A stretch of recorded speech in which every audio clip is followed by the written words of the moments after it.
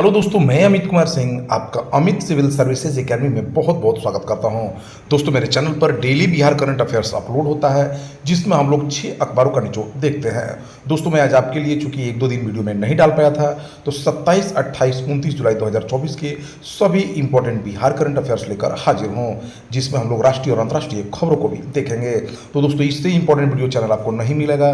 बिहार के current affairs की जानकारी, नेशनल और इंटरनेशनल करंट अफेयर्स की जानकारी डिटेल्ड के साथ मैं आपको देता हूं।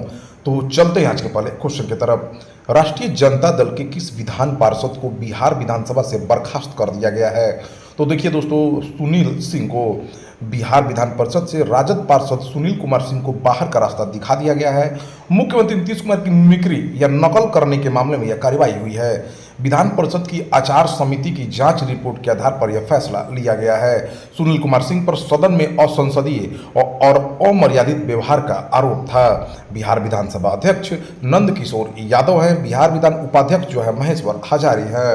अगर बात की जाए बिहार विधान परिषद के सभापति की, तो नए अवधेश नारायण सिंह बनाए गए हैं। बिहार विधान परिषद के उप सभापति राम बच्चन राय हैं। बिहार विधान परिषद में कुल 75 सीटें हैं, तो इसको ध्यान रखिए दोस्तों। सुनील कुमार सिंह जो राबड़ी देवी के मुंह बोले भाई बोले जाते थे, उनको जो है नीतीश कुमार की नकल या मिमिक्री करने के मामले में विधान परिषद की आचार समिति की रिपोर्ट के आधार पर बर्खास्त कर दिया गया है विधान पार्षद से। बिहार के कितने अनुमंडलों में उद्यमिता विकास केंद्र बनाए जाएंगे? तो 101 अनुमंडलों में दोस्तों, जो 101 अनुमंडल है बिहार में, उन सभी में बिहार के सभी 101 अनुमंडलों में उद्यमिता विकास केंद्र बनाए जाएंगे। इसकी जानकारी बिहार के उद्योग मंत्री नीतीश मिश्रा ने दी है। सभी अनुमंडलों में एक कॉलेज का चयन किया जाएगा। इन उद्यमिता केंद्रों पर उद्यमियों को प्रशिक्षण दिया जाएगा। इन केंद्रों पर निम्नलिखित कार्य होंगे: उद्यमशीलता को बढ़ावा दिया जाएगा, कौशल विकास प्रशिक्षण दिया जाएगा, उद्यमियों को बाजार तक पहुंच कैसे बढ़ाया जाए इसकी जानकारी दी जाएगी, तकनीकी जानकारी उपलब्ध कराई जाएगी और रोजगार सृजन को भी बढ़ावा दिया जाएगा। 25 जुलाई 2024 को बिहार के इस्लामपुर के पूर्व विधायक राजीव रंजन का निधन हो गया। वो किस पार्टी से संबंधित थे? देखिए दोस्तों, जदयू के राष्ट्रीय प्रवक्ता राजीव रंजन का निधन हो गया है। बिहार में सत्तारूढ़ जनता दल यूनाइटेड के वरिष्ठ नेता और पार्टी के राष्ट्रीय महासचिव राजीव रंजन का 25 जुलाई 2024 को निधन हो गया। उन्होंने दिल्ली में अंतिम सांस ली। उनके निधन पर मुख्यमंत्री नीतीश कुमार ने शोक व्यक्त किया है। राजीव रंजन साल 2015 में जदयू से भाजपा में शामिल हुए।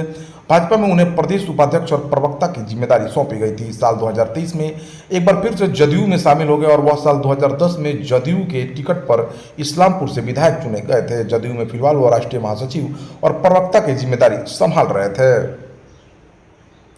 किस राज्य के मोइदमस को शुक्रवार 26 जुलाई 2024 को यूनेस्को की वर्ल्ड हेरिटेज साइट की सूची में शामिल किया गया है? तो दोस्तों, असम के मोइदमस को शुक्रवार 26 जुलाई को यूनेस्को की वर्ल्ड हेरिटेज साइट की सूची में शामिल किया गया है। यह घोषणा यूनेस्को वर्ल्ड हेरिटेज कमेटी के बैठक का 46वें सत्र के दौरान हुई। पूर्वोत्तर से पहली बार किसी धरोहर ने इस सूची में जगह बनाई है। मोइदमस पिरामिड की तरह अनूठी टीलेनुमा संरचनाएं हैं। इनका इस्तेमाल ताई अहोम वंश द्वारा अपने राजवंश के सदस्यों को उनकी प्रिय वस्तुओं के साथ दफनाने के लिए किया जाता था। चीन से आए ताई अहोम राजवंश ने असम में मौजूद इस क्षेत्र पर लगभग 600 साल तक शासन किया था। यूनेस्को वर्ल्ड हेरिटेज कमेटी की बैठक का 46वें सत्र का आयोजन नई दिल्ली के भारत मंडपम अंतर्राष्ट्रीय प्रदर्शनी एवं सम्मेलन केंद्र में हो रहा है। यूनेस्को यानी संयुक्त राष्ट्र शैक्षिक, वैज्ञानिक एवं सांस्कृतिक संगठन यूनाइटेड नेशंस की एक विशेष एजेंसी है। यह शिक्षा, विज्ञान एवं संस्कृति के क्षेत्र में अंतर्राष्ट्रीय सहयोग के माध्यम से शांति स्थापित करने का प्रयास करती है। यूनेस्को का हेडक्वार्टर पेरिस में और विश्व में इसके 50 से अधिक क्षेत्रीय कार्यालय हैं। इसके 195 सदस्य देश और 9 संबद्ध सदस्य हैं। 16 नवंबर 1945 को यूनेस्को की स्थापना की गई थी। यूनेस्को के जनरल कॉन्फ्रेंस का पहला सत्र 1946 में पेरिस में आयोजित किया गया था।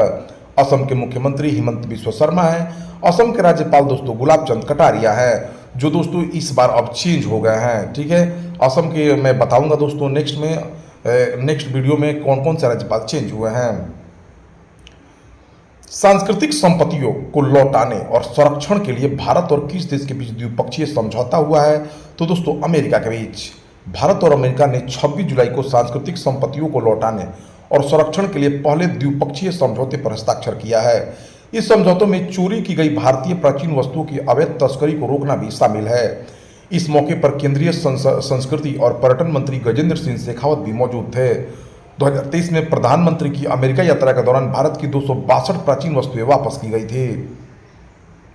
इसमें नटराज, हनुमान, ब्रह्मा ब्राह्मणी, युगल, महिषासुर मर्दनी और नृत्य करते हुए गणेश की उत्कृष्ट आकृतियां शामिल हैं। आने वाले समय में अमेरिका से 297 पुरावशेष लाए जाएंगे।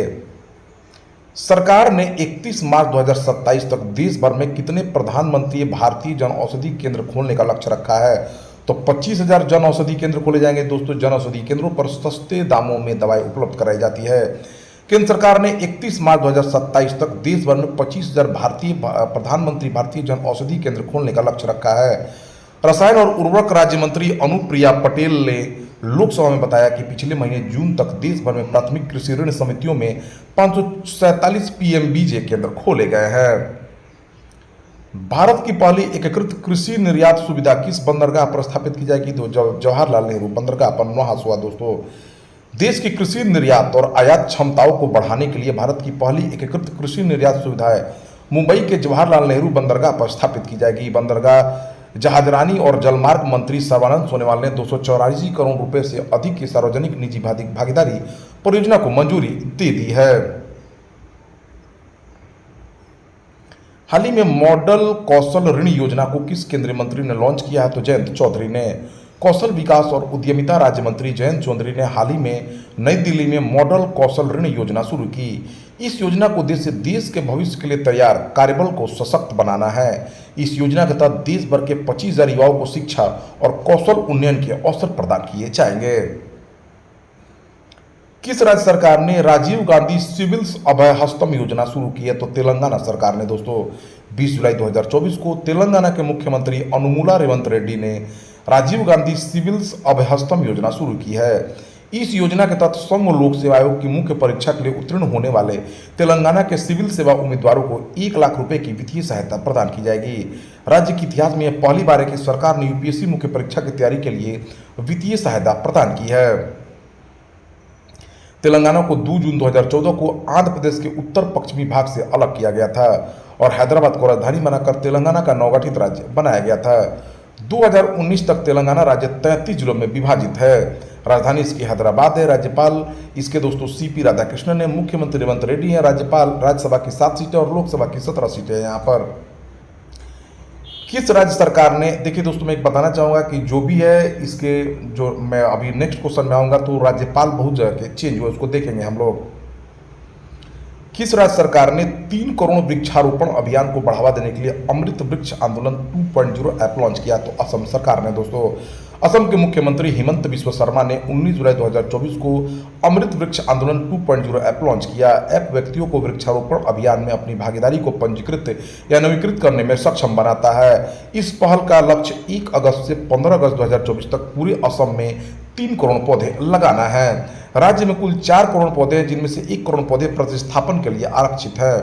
असम में दोस्तों काजीरंगा राष्ट्रीय उद्यान, मानस राष्ट्रीय उद्यान और नामेरी राष्ट्रीय उद्यान है। यहाँ की भाषा असमिया है। राज्य का गठन 26 जनवरी 1950 को हुआ था। राजधानी दिसपुर है। मुख्यमंत्री हिमंत बिस्वा शर्मा है। राज्यपाल दोस्तों यहाँ के चेंज हुए हैं, तो इस नाम को अभी मत जानिए।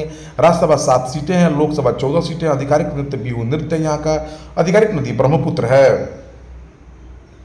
ग्रेविन म्यूजियम में सोने का सिक्का पाने वाले पहले भारतीय अभिनेता कौन बने? तो ये शाहरुख खान है। दोस्तों, शाहरुख खान पहले भारतीय अभिनेता है जिन्हें पेरिस के ग्रेविन म्यूजियम द्वारा कस्टमाइज सोने के सिक्के से सम्मानित किया गया है। ग्रेविन म्यूजियम पेरिस में सीन नदी के दाहिने किनारे ग्रैंड्स बुलेवार्ड्स पर स्थित है। यह विश्व भर की मशहूर हस्तियों की मोम की मूर्तियों के लिए प्रसिद्ध है। यह म्यूजियम पेरिस का एक सांस्कृतिक स्थल है जो मशहूर हस्तियों के सजीव चित्रण को देखने के इच्छुक आगंतुकों को आकर्षित करता है। म्यूजियम में कस्टमाइज सोने के सिक्के के साथ शाहरुख खान का शामिल होना उनके अंतर्राष्ट्रीय प्रभाव को रेखांकित करता है। किस क्यूरेटर और लेखक को फ्रांसीसी कला और पत्र प्रतीक चिन्ह से सम्मानित किया गया? तो राहाब अल्लाना को। क्यूरेटर और लेखिका राहाब अलाना को फ्रांस सरकार द्वारा ऑफिसियर डांस ऑर्डरे डिस आर्ट्स एंड डिस लेट्रेस का प्रतीक चिन्ह प्रदान किया गया है। यह प्रतिष्ठित सम्मान उन व्यक्तियों को दिया जाता है जिन्होंने कला, संस्कृति और साहित्य में महत्वपूर्ण योगदान दिया है, जिन्होंने वैश्विक कला परिदृश्य को प्रभावित किया। यह समारोह नई दिल्ली स्थित फ्रांस के दूतावास में आयोजित किया गया है। लगभग 2 दशकों से अलाना ने फ्रांसीसी और भारतीय कला समुदायों के बीच सेतु बनाने में महत्वपूर्ण भूमिका निभाई है। पंजाब के नए राज्यपाल कौन बने हैं? देखिए दोस्तों, गुलाब चंद कटारिया बने हैं। भारत के राष्ट्रपति के आधिकारिक निवास राष्ट्रीय भवन ने कई भारतीय राज्यों में राज्यपालों के महत्वपूर्ण फेरबदल की घोषणा कर दी है। देखिए दोस्तों, राजस्थान के नए राज्यपाल जो हैं हरिभाऊ किशन राव बांगड़े बनाए गए हैं। पंजाब के नए राज्यपाल गुलाब चंद कटारिया बनाए गए हैं, जो पहले असम के राज्यपाल थे। असम और मणिपुर दोनों के राज्यपाल का प्रभार लक्ष्मण प्रसाद आचार्य को दिया गया है। महाराष्ट्र के राज्यपाल सीपी राधाकृष्णन बने हैं। मेघालय के सीएच विजय शंकर बने हैं। छत्तीसगढ़ के रामेन डेका बने हैं। झारखंड के संतोष कुमार गंगवार बने हैं। सिक्किम के ओम प्रकाश माथुर बने हैं और तेलंगाना के जिष्णु देव शर्मा बने हैं। तो इसको याद रखिए दोस्तों, इससे क्वेश्चन बनेंगे ही बनेंगे, वेरी इंपॉर्टेंट है। पेरिस ओलंपिक 2024 में भारत के लिए पहला पदक किसने जीता? दोस्तों, मनु भाकर ने इतिहास रचते हुए भारत को 2024 के पेरिस ओलंपिक में पहला पदक दिलाया है। ओलंपिक पदक दिलाने वाली भारत की पहली महिला एथलीट भी बन गई हैं। शूटिंग में दोस्तों बहुत दिनों बाद पदक मिला। इसके साथ ही उन्होंने शूटिंग में भारत के पदक के 12 साल के सूखे को भी खत्म कर दिया।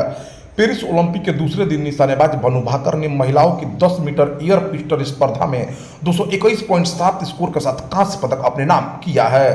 तो दोस्तों, पेरिस ओलंपिक में पहला पदक जीतने वाले भारतीय जो हैं वो मनु भाकर हैं। हाल ही में रिपोर्ट के अनुसार 2024 में बाघों की संख्या बढ़कर कितनी हो गई? तो 3682। देश में बाघों की संख्या में तेजी से इजाफा हो रहा है। 2014 से लेकर 2024 के बीच देश में बाघों की संख्या 35% बढ़ गई है। केंद्रीय पर्यावरण, वन और जलवायु परिवर्तन मंत्रालय के अनुसार 2014 में देश के अंदर कुल बाघों की संख्या 2226 थी, जो अब बढ़कर 3682 हो गई है। दुनिया के 70% से अधिक जंगली बाघों का घर भारत ही है। अन्य देशों के मुकाबले भारत में तेजी से वन्य जीवों के संरक्षण पर काम हुआ है। देश में 54 टाइगर रिजर्व है। 1973 में पहली बार सरकार ने टाइगर रिजर्व बनाने का ऐलान किया। शुरुआती चरण में देश भर में 9 टाइगर रिजर्व बनाए गए थे। इनमें कार्बेट उत्तर प्रदेश, पलामू बिहार, सिमलीपाल उड़ीसा, सुंदरवन पश्चिम बंगाल, मानस असम, रणथंभौर राजस्थान, कान्हा मध्य प्रदेश, भेलघाट महाराष्ट्र और बांदीपुर मैसूर शामिल है। हाल ही में सरकार ने मध्य प्रदेश में वीरांगनी दुर्गावती टाइगर रिजर्व की घोषणा की है। इसी के साथ देश में कुल 54 टाइगर रिजर्व हो गए हैं।